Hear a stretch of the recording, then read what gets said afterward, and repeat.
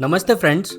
दोस्तों, अगर मैं कहूँ कि प्राचीन भारत में शेविंग करना या हेयर रिमूवल करना ये आज के मॉडर्न ज़माने जितनी या आज के ज़माने से भी ज़्यादा प्रचलित हुआ करती थी, तो क्या आप विश्वास करोगे? चलिए प्राचीन भारत की सैर करते हैं और पता लगाते हैं कि शेविंग या हेयर रिमूवल हमारे देश के पूर्वज कैसे किया करते थे। वीडियो को आखिर तक जरूर देखिएगा, क्योंकि इस वीडियो में हम शेविंग में इस्तेमाल किए जाने वाले एंशिएंट टूल्स की बात तो करेंगे ही, साथ ही साथ हम इस वीडियो के आखिर में एक ऐसे क्रीम के बारे में आपको बताएंगे जो प्राचीन भारत की महिलाएं इस्तेमाल किया करती थी हेयर रिमूवल के लिए। अगर हमारे चैनल का कंटेंट आपको अच्छा लगता है पर अभी तक आपने चैनल को सब्सक्राइब नहीं किया हो, तो तुरंत सब्सक्राइब बटन पर क्लिक कर दीजिए और बेल आइकन को भी दबा दीजिए ताकि आप हमारा कोई भी अपडेट मिस ना करें। तो चलिए शुरू करते हैं। इंडियन ट्रेजरी ऑफ विजडम में आप सबका स्वागत है। यहाँ हम ऑब्जर्व एंड एनालाइज करते हैं प्राचीन भारत की कहानियाँ, स्क्रिप्चर्स और उसके इतिहास को, और उनमें मेंशन्ड सिंबल्स और ओल्ड इंडियन रिचुअल्स को। तो सीधे चलते हैं स्क्रिप्चर्स के सेगमेंट में और पता लगाते हैं कि स्क्रिप्चर्स में क्या छुपा है। भारत में शेव करना या हेयर रिमूवल करना ये कितना प्राचीन है, ये सही से डेट वाइज बताना तो बहुत ही मुश्किल है, पर आर्कियोलॉजिस्ट को कॉपर से बने हुए शेविंग में इस्तेमाल किए जाने वाले रेजर ब्लेड्स सिंधु घाटी सभ्यता के विभिन्न आर्कियोलॉजिकल साइट्स पर मिले हुए हैं, जो तकरीबन 5000 से 6000 साल पुराने हैं।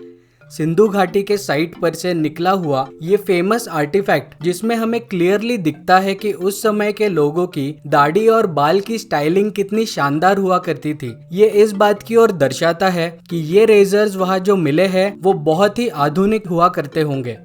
इनफैक्ट सिंधु घाटी की साइट्स पर शेविंग के लिए यूज किए जाने वाले अलग अलग प्रकार के रेजर्स मिले हुए हैं आर्कियोलॉजिस्ट को, जैसे double blade razor, L shaped razor, hook shaped razor इत्यादि। 1000 वर्ष पुराने से लेकर 2 से 2500 वर्ष पुराने भारत के प्राचीन मंदिरों के स्कल्पचर्स में भी आपको हर जगह पुरुष प्रतिमाओं के कार्विंग्स में क्लीन शेवन चेहरा देखने को मिल जाएगा, और अलग अलग शेप्स की दाढ़ी या मूछें भी दिखेंगी। ये सब इसी बात की ओर दर्शाता है कि दाढ़ी को शेव करना और सेल्फ ग्रूमिंग करना ये हमारे देश की सभ्यता में न जाने कितने हजारों वर्षों से प्रचलित है। आयुर्वेदिक ग्रंथ चरक संहिता, जो तकरीबन 2 से 2500 साल पुरानी मानी जाती है, उसमें शेव करने की प्रक्रिया को शौर कर्मा कहा गया मिलता है, जिसको हमारे दिनचर्या या डेली रूटीन का एक महत्वपूर्ण काम बताया गया है। इसमें शेव करने को एक ऐसा कार्य बताया गया है जो हम इंसानों के लिए पौष्टिकम, वृष्यम, आयुष्यमम और शुचि बताया गया है। यानी शेव करना शरीर के लिए हेल्दी होता है, खुद को सेक्सुअली अट्रैक्टिव या अपीलिंग दिखाने वाला कार्य होता है, ये हमारी उम्र को लंबा रखने में मदद करता है और खुद को साफ सुथरा और स्वच्छ करने वाला कार्य होता है। 900 से 1000 साल पुरानी आयुर्वेदिक ग्रंथ सुश्रुत संहिता में भी ऋषि सुश्रुत ने लिखा है कि शेविंग करने से मन मस्तिष्क में से बुरे थॉट्स दूर हो जाते हैं, मन में से टेंशन और स्ट्रेस रिलीव होता है और हमारे दिलो दिमाग में एक अलग सी खुशी और स्फूर्ति आ जाती है। ये गौर करने वाली बात है दोस्तों कि शौर कर्मा का असली अर्थ सिर्फ मर्दों के शेविंग से ही रिलेटेड नहीं है, ये ओवरऑल बॉडी के सारे पॉसिबल जगहों के हेयर ग्रोथ और मेंटेनेंस के बारे में है, और ये इन आयुर्वेदिक ग्रंथों के अनुसार महिलाओं पर भी लागू होती है। इन ग्रंथों में शेव करना या बाल निकालने को जो क्रिया का इस्तेमाल किया गया मिलता है वो है वापति, जिसका लिटरल अर्थ होता है बाल को उसके जड़ के एकदम नजदीक से काट देना। और जो लोग शेव करने में माहिर थे या जिनका ये प्रोफेशन हुआ करता था शेविंग करना, उनको वापत्र कहा जाता था, जिसके बारे में ऋग्वेद में भी उल्लेख है, जो कि बाद में पुराणिक युग में नापित इस नाम में बदल गया, जो आज भी वेस्ट बंगाल में दाढ़ी बनाने वाले को नापित कहा जाता है और हिंदी में हम आज उसको नाई बुलाते हैं। शेव करने के लिए जिस औजार या टूल का इस्तेमाल होता था उसे शुरह कहते थे, जिसको हम आज मॉडर्न डे में रेजर के नाम से जानते हैं। ये शुरह अलग अलग काल में अलग अलग भारत के प्रांतों में कई शेप्स और साइजेस और डिजाइन्स में बनाए गए इतिहास में, जो कि कुछ इस प्रकार के दिखते थे। इस औजार शुरह के वजह से ही शौर कर्मा इस शब्द की उत्पत्ति हुई है। और तो और आज के डेट में हम लोग जैसे शेव करने के लिए लोशन का इस्तेमाल करते हैं, वैसे ही प्राचीन भारत में अलग अलग नेचुरल इंग्रेडिएंट से बने हुए शेविंग क्रीम या लोशन इस्तेमाल किए जाते थे, जैसे sandalwood paste, citrus extract, aloe vera juice, हल्दी, नारियल पानी, ऑरेंज पील ऑयल इत्यादि। यहाँ तक कि आफ्टर शेव लोशन तक यूज होता था जिसमें तुलसी का जूस और लिकोरिस का इस्तेमाल किया जाता था।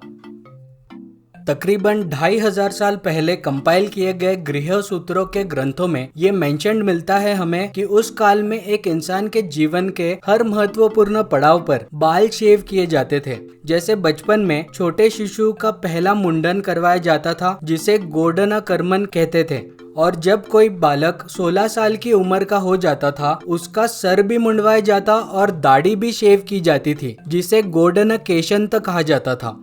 उसमें उस बालक के परिवार के अन्य सदस्य उसके इर्द गिर्द इकट्ठा हो जाते थे और कुछ मंत्र पढ़ते थे। उनमें से एक मंत्र ऐसा होता था जिसका हिंदी ट्रांसलेशन है, हे नाई, इस बच्चे के सिर को और चेहरे को शुद्ध कर दो पर गलती से उसकी जान मत ले लेना। इस मंत्र से पता चलता है कि लोगों को उस समय ये अंदाजा था कि जिन टूल से शेविंग की जा रही है उसका इस्तेमाल अगर गलत तरीके से होता है तो किसी की जान भी जा सकती है। गृह सूत्र ग्रंथों के समान ही श्रौत सूत्र भी मिलते हैं प्राचीन काल के, जिसमें शेविंग करने को ईयरली चेंजेस, सीजनल चेंजेस और मंथली चेंजेस के अनुसार डे टू डे रिचुअल्स में मेंशन किया हुआ मिलता है। उसमें लिखा हुआ है कि इस तरीके के पीरियोडिक शेविंग और हेयर रिमूवल के रिचुअल करने से हम इस यूनिवर्स के कॉस्मिक साइकिल में होने वाले चेंजेस को अच्छी तरीके से अडॉप्ट करने की क्षमता पाते हैं। अब दोस्तों बात करते हैं महिलाओं के हेयर रिमूवल के बारे में। जैसे आज महिलाएं रेजर्स का इस्तेमाल करती है अपने बॉडी के अनवांटेड बाल निकालने के लिए, सेम उसी तरीके से प्राचीन काल की महिलाएं भी किया करती थी।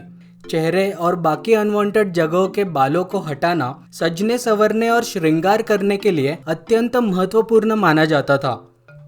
सिर्फ इतना ही नहीं, आज जैसे महिलाएं हेयर रिमूवल क्रीम लगाती है अपने शरीर पर, ठीक वैसे ही एक लेप का उल्लेख मिलता है तंजावुर के भोसले डायनेस्टी के राजा के लाइब्रेरी में मिले हुए एक प्राचीन आयुर्वेदिक नुस्खों के बुक में।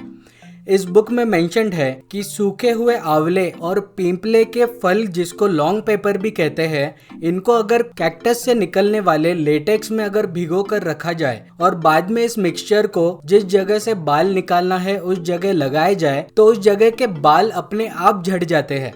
है ना ये कितना अमेजिंग। तो दोस्तों अब तक तो आप समझ ही गए होंगे कि प्राचीन भारत में शेविंग या हेयर रिमूवल करना कितना ज्यादा एडवांस्ड हुआ करता था और आम जनता में ये कार्य करना कितना ज्यादा प्रचलित भी था। ऐसे चौंका देने वाले इन्फॉर्मेशन जब हमें सुनने को मिलते हैं प्राचीन भारत के बारे में, तो सही मायनों में एहसास होता है कि हमारा भारत प्राचीन काल में कितना ज्यादा उत्कृष्ट हुआ करता था। So that's all for today friends.